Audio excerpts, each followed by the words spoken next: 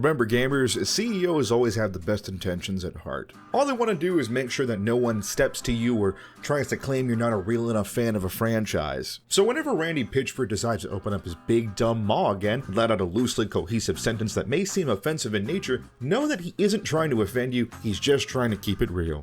To be entirely honest, I've already been kind of on the fence when it comes to Borderlands 4, and seeing a whopping $80 price tag is liable to make me turn 180 degrees in the opposite direction and never come back. The game looks fine enough, sure, but if you're asking me, I have yet to play a game that's even remotely worthy of that price tag, so I'm keeping my Benjamins as close to my heart as I possibly can.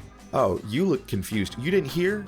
Yeah, so the other day, when prompted on Twitter about the very topic of pricing for Borderlands 4, Randy decided the best way to answer a concerned fan was to question their loyalty to the brand. And I fucking quote, A, not my call.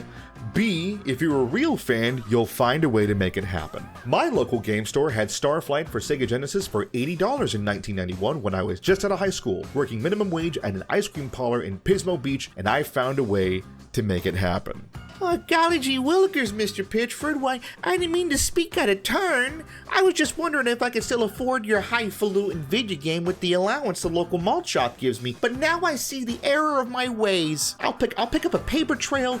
Yeah, I'll start mowing lawns, and then I'll be able to step back in the garden of gaming paradise and ask our gaming gods to accept me with open arms.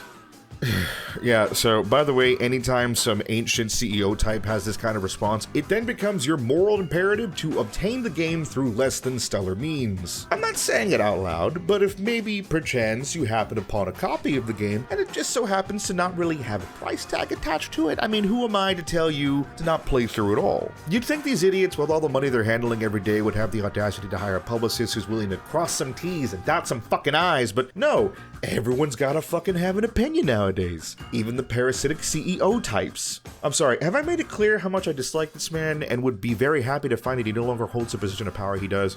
You're right. Let me make it a little clearer. Listen, Randy, the next time you decide to open your fucking mouth in public again in some disconnected rant on how back in your day I worked 16 jobs to pay just for one little video game, I would implore you to reconsider. Otherwise, do us all a favor and use that mouth for something far more useful next time, like shoveling endless piles of shit from Butt Stallion's caboose into your mouth and chewing it into a fine paste. At least that way your shit-eating grin will make more sense.